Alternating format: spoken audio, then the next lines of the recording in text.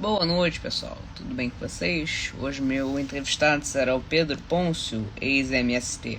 Pois é.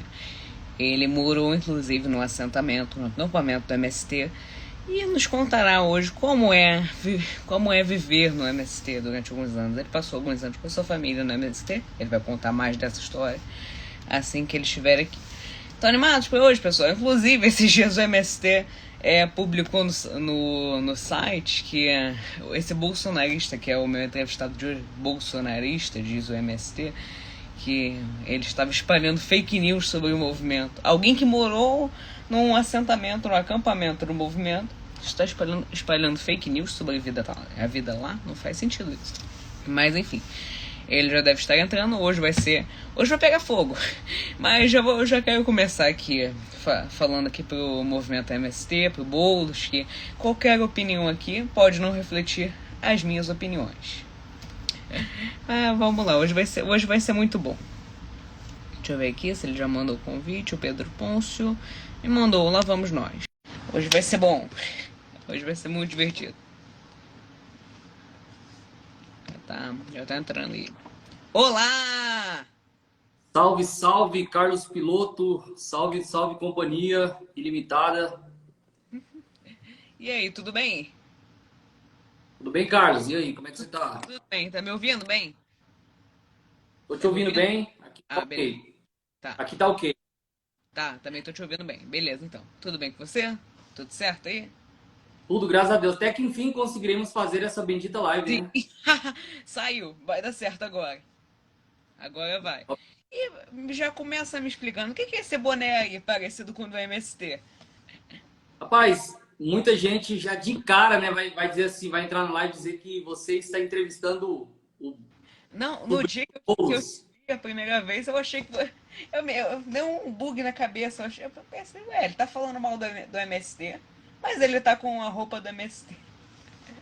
É uma Mas, oi? Tá escrito aqui, ó, no lugar de movimento sem terra, tá escrito vai trabalhar vagabundo. Uhum. No lugar do facãozinho ali, típico do MST, tá uma carteira de trabalho, que é o Sim. que liberta a pessoa do MST, o trabalho. E aqui, Uhum. capitalismo e liberdade. Então, é uma sátira, é uma crítica, na verdade, a tudo aquilo que eu vivi no movimento. É muito importante eu avisar, até a pedido do meu presidente Bolsonaro, daqui a pouco a gente vai falar um pouco sobre a reunião que eu tive com ele ontem. Ele falou, pô, esse pessoal não é vagabundo, tá ok? São pessoas simples, que são iludidas ali e tal. Você conhece, você sabe e tal. Pessoal, isso não é uma crítica a todos os moradores de um acampamento, de um assentamento. São pessoas, de fato, que foram iludidas por um movimento ilegítimo, né? Que não tem comprometimento com a causa do pobre. Só que a crítica não é as pessoas dali que estão sendo enganadas. A crítica é a militância. A crítica é ao Pedro Stede. A crítica é ao Boulos, né?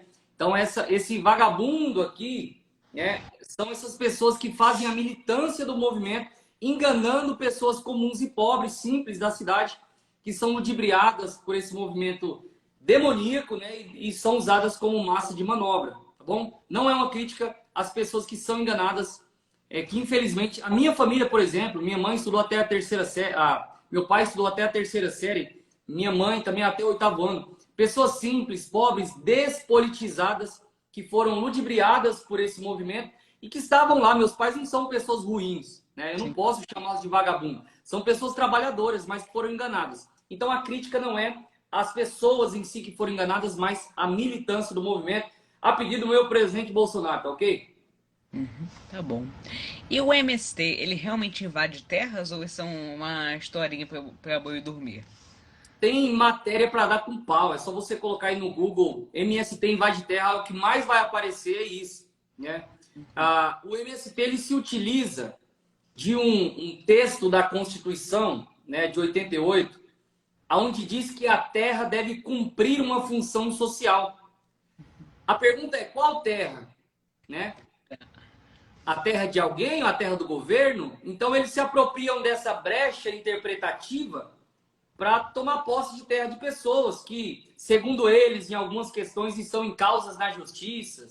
Segundo eles, a terra não é daquela pessoa, houve uma grilagem de terra, ou seja, as pessoas forjaram documentos falsos ali. Então eles usam desculpas esfarrapadas de todas as formas, né? Por exemplo, eu já ouvi determinada invasão de terra porque o agricultor ali, ele irrigava a sua plantação com a água do rio e, segundo eles, a água do rio estava baixando e impedindo que girasse a hidrelétrica que produz a energia para determinada região. Então, assim, Bizarro. chega a ser bizarro, absurdo. E, cara, deixa eu começar aqui do começo. Como é que você e sua família chegaram no assentamento? Assentamento, o nome correto? Acampamento, Acampamento. primeiramente. Tá, há uma diferença, né? Assentamento e acampamento. Como é que você e sua família foram parar no acampamento do MST? O que aconteceu? Então, nós viemos de uma família muito pobre mesmo, assim. Nós éramos chegando na linha da miséria mesmo, porque falta de estrutura mesmo familiar. Meus pais estavam desempregados nessa época, né? Nós não tínhamos condições de se manter. É uma fatalidade que atinge e atingiu e atinge milhares de pessoas do Brasil. Chega um momento da vida onde você não tem emprego, você está ali vivendo a situação e você precisa ser ajudado. Nós éramos ajudados com os projetos sociais da igreja. A igreja sempre cuidou de nós, a igreja de Cristo, né? O movimento evangélico. Então, tinham projetos sociais que davam ali uma cesta básica por mês, que nos ajudavam. Nesse tempo, nós morávamos em Campo Grande, Mato Grosso do Sul, em uma casa que era emprestada, né? Os meus parentes ali cuidavam de nós, nos ajudando financeiramente também, enquanto meu pai fazia um bico aqui, minha mãe fazia um bico ali de costureira, meu pai mecânico e tal. Então, eu sou um de 3 irmãos, nós estávamos lá em Campo Grande, na capital do Mato Grosso do Sul, e de repente, um vizinho, alguém comentou com a minha mãe que havia um projeto, né, do governo, né, um projeto legítimo, né, onde ela se inscreveria, faria o cadastro dela, ela iria para um acampamento. Qual que é a diferença entre acampamento e assentamento? Diga. Acampamento é quando você ainda não pegou a terra, né? O INCRA, que é um órgão do governo, ainda não foi lá e marcou as 4 estacas, dizendo essa terra aqui é sua, né? Na verdade, assim, sua por concessão, porque você ainda não tem um título. A gente vai falar disso depois. Mas então você vai para esse acampamento, eles te dão uma lona, um pedaço de lona. A lona é para você fazer um barraco mesmo. Então você pega um facão, um machado, vai para o meio do mato, corta árvores ali, faz um barraco de lona e mora ali como se fosse uma forma de protesto, né? Para dizer, olha, Estado, eu não tenho uma casa para morar, me dê uma casa e uma terra para plantar. Né? Nesse processo, ao fazer o cadastro, você vai, segundo a teoria, né, que é muito bonita no papel e que na prática a gente vai perceber que isso toma rumos totalmente diferentes. Mas na prática você vai ser capacitado, teoricamente, para aprender a trabalhar na terra, a mexer com plantio, a saber as estações e tal, até que, enquanto isso, há uma negociação do movimento com o INCRA, com o Estado, inclusive, para que haja o recorte dessa terra e que essas pessoas, agora então capacitadas, possam trabalhar na terra. Isso na teoria, né? Então, foi esse o convite que nós recebemos para fazer parte do movimento Sem Terra. E foram quantos anos assim que vocês ficaram lá? Os meus pais já estão lá há 17 anos. Só de lona, né? Morar em um barraco de lona. Eu não sei se as pessoas que estão assistindo a live conseguem conceber o que é você morar em um barraco de lona. Você está no meio de uma fazenda, não tem nada, tem talvez uma mata ali do lado. Você corta algumas varas, 4 estacas, finca ali, coloca uma forquilha, faz ali um teto, preenche os cantos ali para não rasgar a lona, claro. Coloca uma lona, prega com martelo e prego ali e tal. E você mora naquilo ali.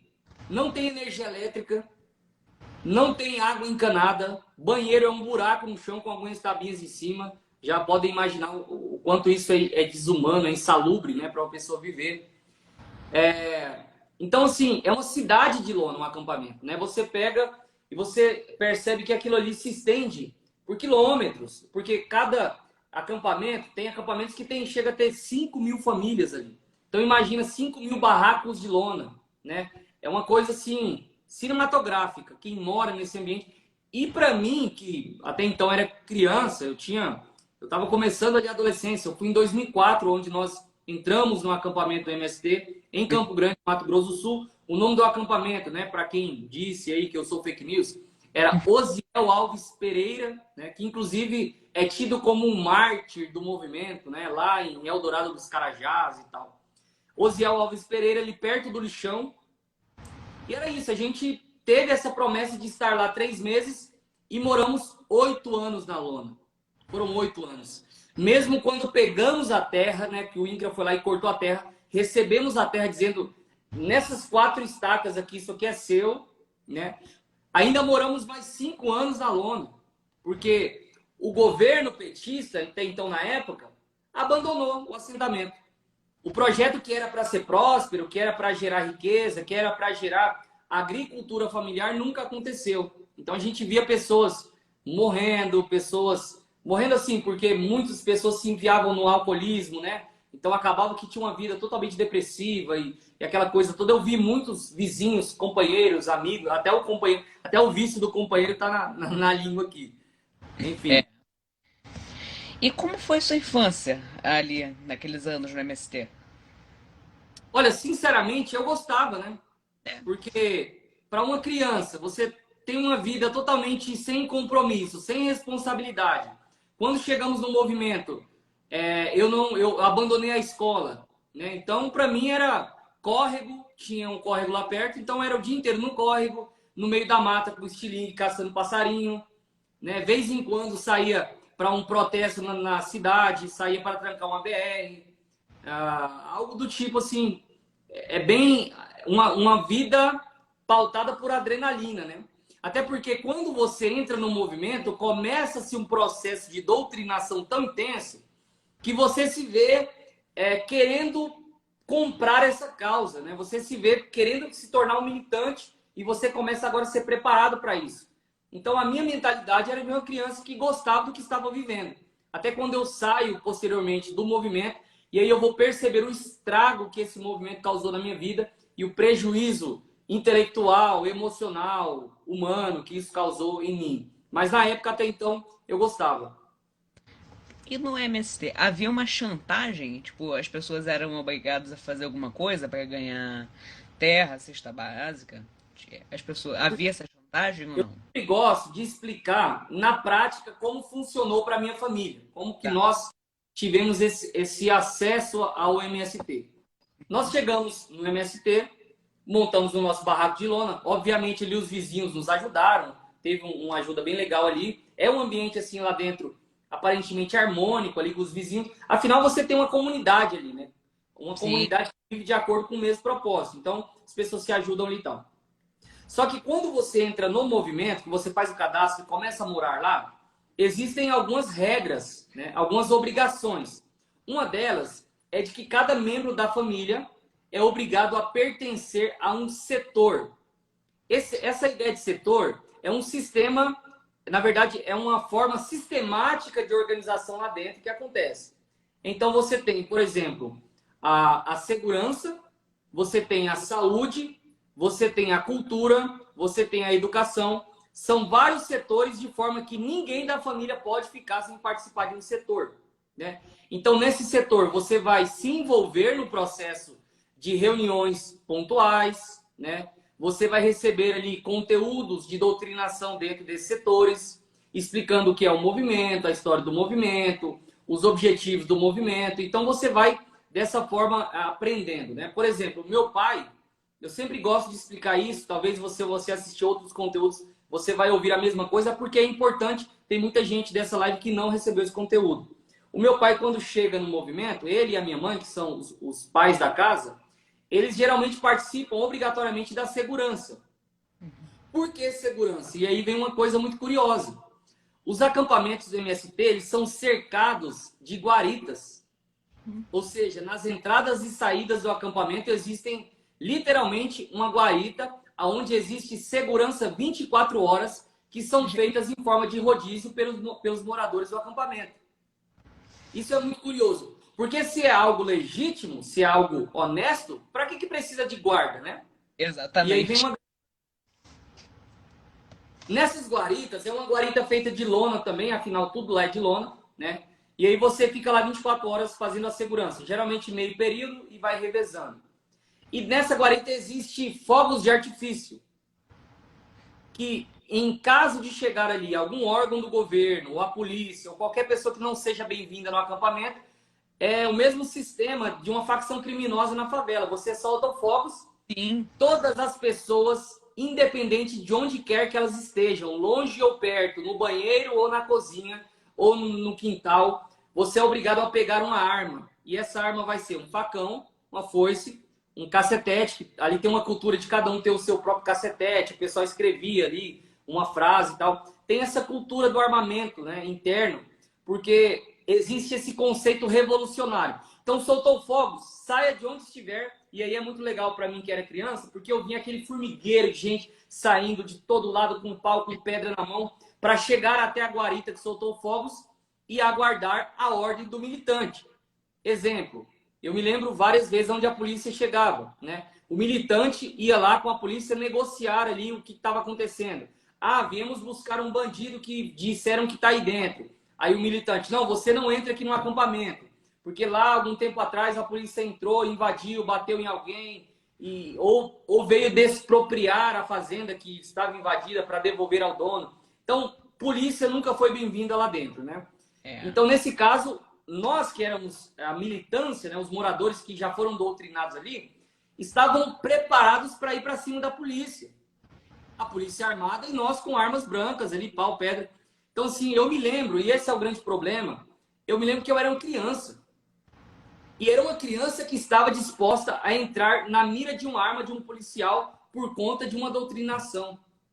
Entende? Esse é o ponto. A doutrinação, a lavagem cerebral que é feita ali dentro, ela é muito profunda. Então você se acaba se apaixonando por esse movimento de forma religiosa. A ideia é que você morra ou mate por aquela causa. Então aí já está um ponto interessante. Quem vai para a educação vai ser doutrinado na educação, vai assistir filme, vai receber uma cartilha. Então tem toda essa questão.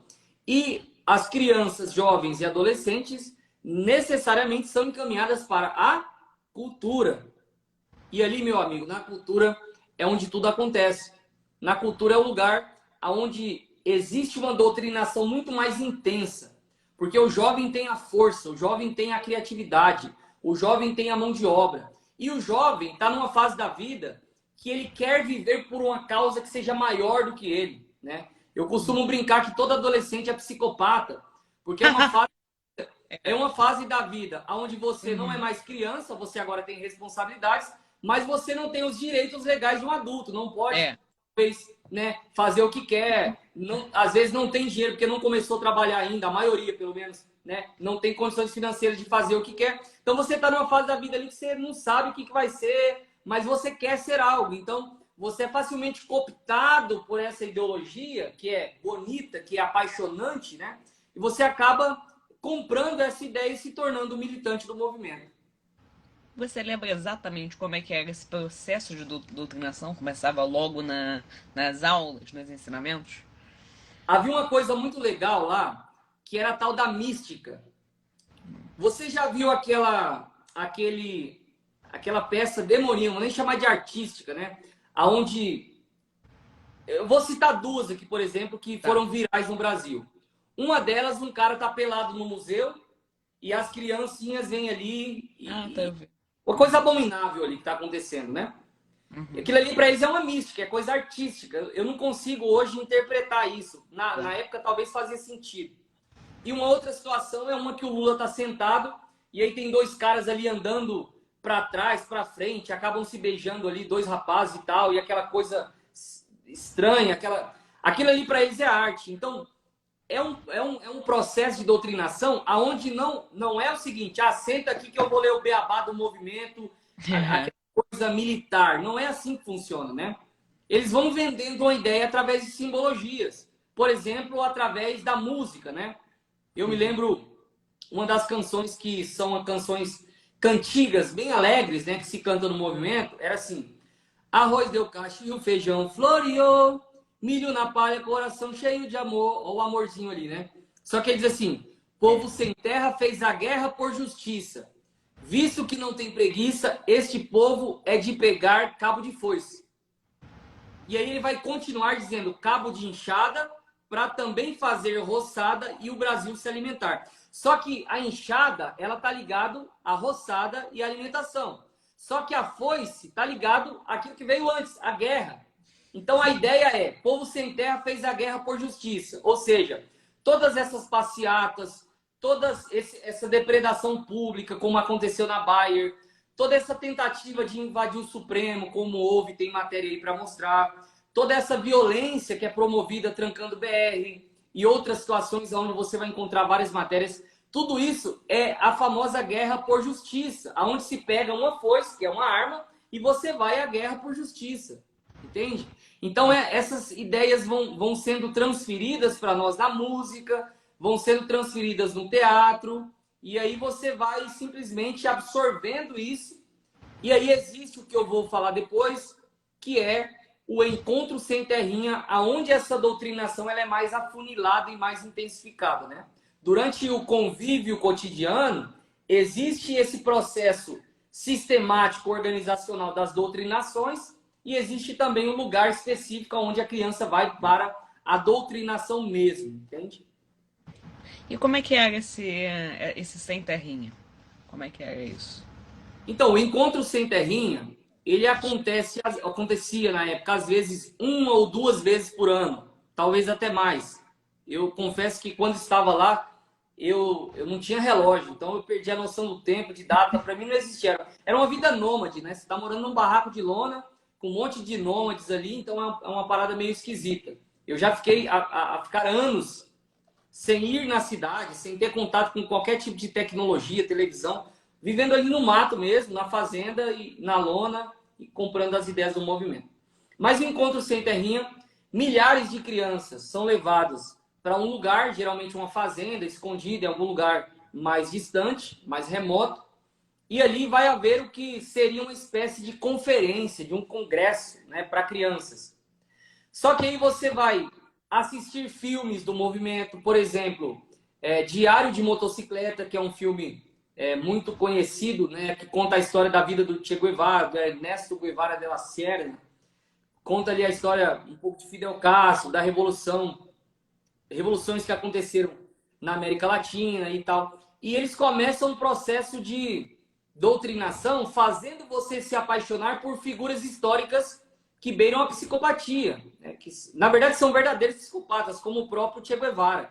Então você recebe uma boina do Che Guevara, você recebe uma camiseta com a marca ali do Fidel Castro, você recebe às vezes uma cartilha contando quão bonito foi a Revolução Cubana, você recebe ali pessoas cantando rap, né? O rap ali, eu me lembro que eu já cantei alguns raps na época, eu gostava de cantar muito Racionais, eu gostava de cantar outros raps ali que era muito comum a gente compartilhar essas letras e canções e tal. E aí há o discurso também dos militantes dizendo que nós precisamos estar dispostos à luta, porque a terra não vai ser dada, ela vai ser conquistada. E aquele discurso político, né? Aquele discurso político com aquele tom revolucionário, sempre com esse tom revolucionário. E aí, esse lugar... Às vezes a gente ficava ali 7 dias, 15 dias, sempre imerso nesse processo, conversando com pessoas. Era muito legal porque... Legal na época, né? É muito interessante porque quando um militante sentava, as milhares de crianças e adolescentes que estavam ali olhavam para aquele cara e idolatrava.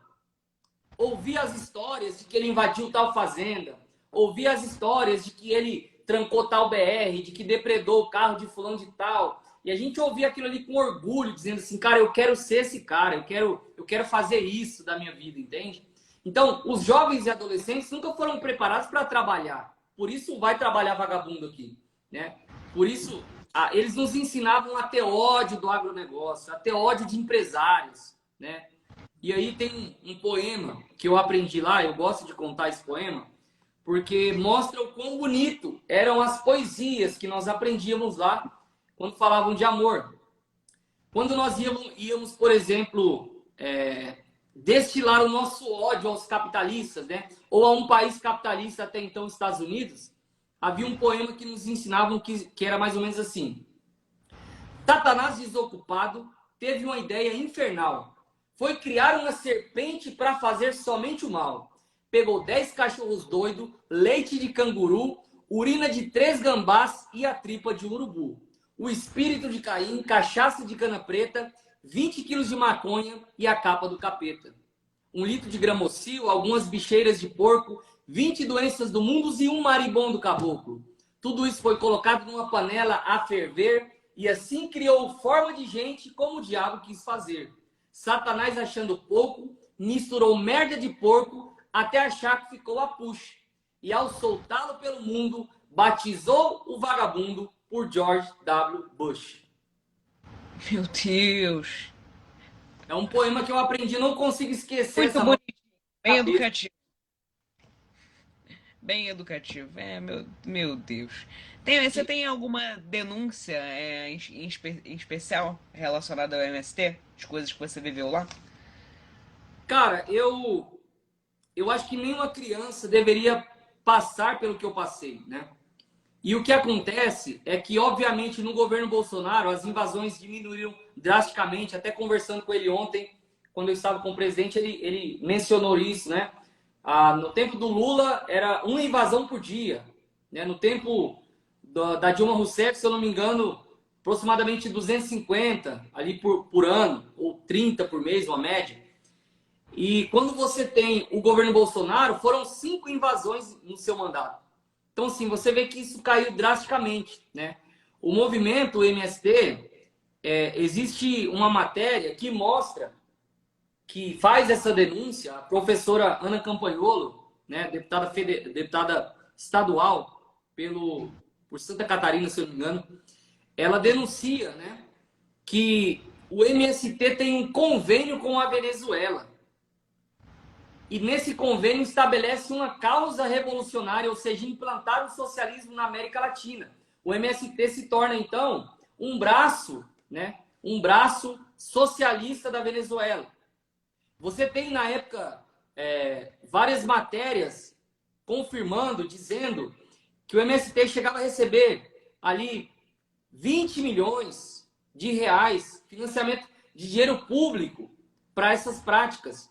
Quando essas crianças vão para os acampamentos, você percebe que não há ali conselho tutelar para ver se está havendo um mínimo de humanidade, se os pais são responsáveis por ela, porque não há documento que prove, né? Não havia documentos ali, assina aqui, pai, você está liberando seu filho a participar. A gente chegava lá num galpão gigante, jogava um colchão no chão ali e dormia, e passava ali 15 dias, é uma coisa assim absurda, né? Uma coisa realmente dramática, né? E a denúncia que eu faço hoje é a da doutrinação.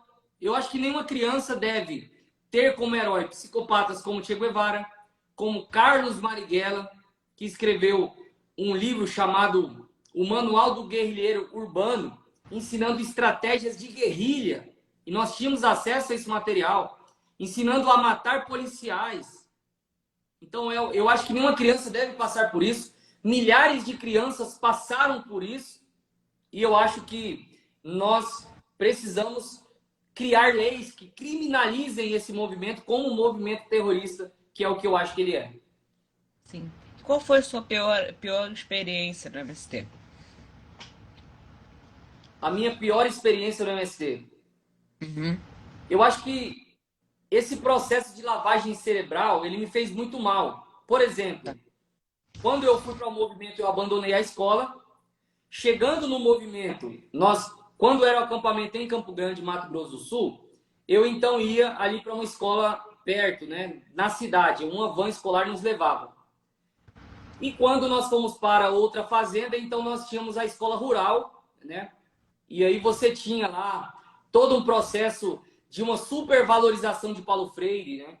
Paulo Freire que adota a ideologia marxista de que a escola tem que instruir politicamente a criança e não ensinar aquilo que deve ser realmente aprendido, que são as matérias, ciências humanas, biológicas, enfim, português, matemática e outras matérias técnicas, né?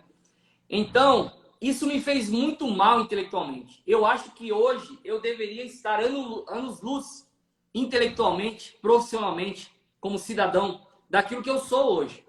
Eu acho que tudo isso causou um retardo intelectual muito grande, né? Quando eu cheguei na cidade, eu fui concluir o terceiro ano do ensino médio, eu quase reprovei, porque os outros anos onde eu estive em escola rural, eu passava sem saber o que estava acontecendo.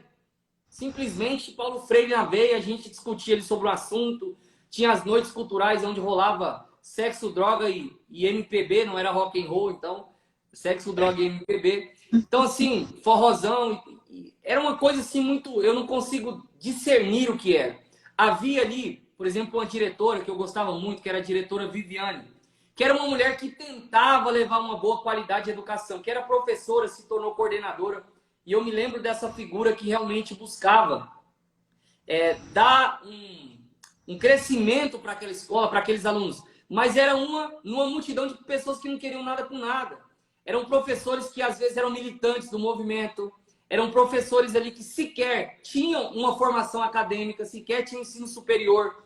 Às vezes estavam no segundo ano da faculdade dando aula para nós. Então, esse prejuízo intelectual que eu tomei durante esse processo de doutrinação e morando nesse projeto de assentamento organizado, né, e até liderado pelo MST, isso me causou um prejuízo irreparável. Hoje eu estou estudando, tentando conhecer sobre política, tentando... Eu sou formado em teologia, sou professor, e apesar de ser professor, eu percebo um déficit cognitivo que eu tive nesse processo por ser doutrinado com as pautas de Paulo Freire, né? Então eu acho que eu tive um prejuízo emocional e eu até quis processar o movimento, não pude por dois motivos. Primeiro, porque prescreveu, né? Não é possível até pela minha idade, pelo tempo que isso aconteceu. E segundo, porque o MST sequer tem um CNPJ, por isso não pode ser responsabilizado juridicamente pelos seus atos de vandalismo e qualquer crime que porventura venha cometer. Cara, as pessoas eram felizes lá no acampamento? Ou não? Olha só, as pessoas do acampamento são brasileiras, né? E o brasileiro, principalmente o brasileiro pobre, como éramos, ele sempre tem muita esperança. Então ele sobrevivia, as pessoas sobreviviam a partir dessa esperança de ter um futuro melhor. Que é justamente uma coisa que me irrita muito e foi um dos motivos pelos quais eu decidi me posicionar politicamente, começar a militar pelo conservadorismo, pela direita, porque eu me lembro do sentimento dos meus vizinhos, que eu amo, tem pessoas incríveis lá que eu conheço hoje, meus pais hoje são assentados, tem o sítio lá, inclusive o nome do assentamento se chama Assentamento Che Guevara, olha que maldição, mas as pessoas, eles são pessoas incríveis, são pessoas simples, né? Eu tive muitos bons professores no sentido de pessoas, né? Não de conteúdo doutrinário ou conteúdo estudantil, mas como pessoas, eram pessoas incríveis.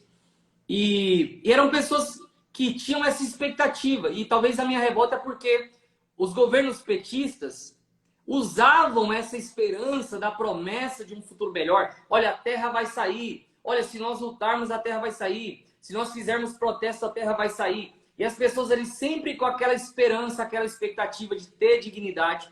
E eles não tiveram essa dignidade. Isso foi sequestrado deles. Fora as inúmeras denúncias que eu não posso fazer, porque meu advogado e a equipe dele disse que eu não posso dizer isso, porque eu não tenho provas, né? Mas de pessoas que foram enganadas com licitações fraudulentas, com inúmeras situações que aconteceram no assentamento. Mas sim, as pessoas elas eram felizes nessa expectativa de uma felicidade futura que quase nunca chegava, né? Entendi. E, cara, você viu a matéria, na verdade, o textinho do MST que eles publicaram no site falando sobre você? Superficial, não é? Aham, cara, é muito pequenininho e superficial. Deixa eu pegar aqui um trecho, calma aí. Lê aí pra Rapidinho. gente. Deixa eu pegar aqui um Pessoal, se trecho. inscrevam nesse canal incrível aqui, ó, Podvox. Depois vai lá no YouTube, tem também 2 horas de entrevista lá. Pedro, deixa eu ver aqui. Cadê? Eu li o texto hoje, meu Deus, que bizarrice. Ai, muito Cara, superficiais. é tipo assim, o que eles escreveram sobre mim é tipo assim, ele está mentindo, ponto. É isso. Ele é um bolsonarista fascista. Muito maluco. Mas enfim, vamos já pro título. MST denuncia notícias falsas propagadas por bolsonaristas contra o movimento. Essa daqui, tá certo? Ah, não, esse daqui é o vídeo da Bia Kicis, tá. Deixa eu ver aqui. Ah, não, essa matéria aqui mesmo. Tem. É. Aqui ele tá falando mais sobre o vídeo seu vídeo junto à Bia Kicis. Aí ele fala que você nunca participou do movimento.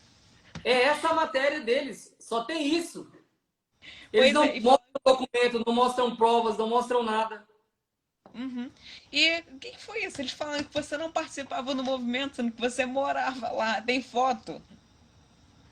Eu tenho documentos.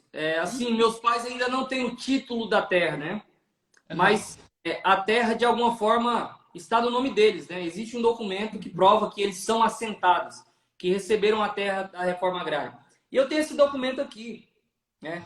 Eu estou mandando para alguns veículos que estão me solicitando agora, não posso falar abertamente, mas as próximas semanas aí vocês vão ver alguma coisa nesse sentido. E eu envio os documentos, claramente. Envio inúmeras fotos que eu tenho de quando cheguei no acampamento, eu segurando bandeira do Che Guevara em manifestação do MST, eu no encontro sem terrinha sendo doutrinado, eu de punho cerrado cantando a música do movimento diante da bandeira do MST, entende?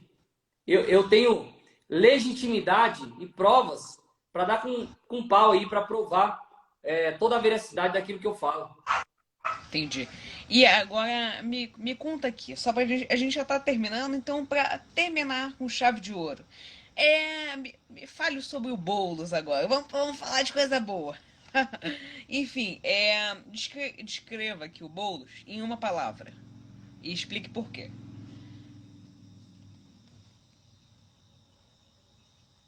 Cara, é tão difícil descrever o Boulos numa palavra, mas vamos lá. Pode fazer uma pequena descrição. Regis Danese. Por quê? Entra na minha casa, entra na minha vida. E uma palavra. Um Ai, ai, adjetivo.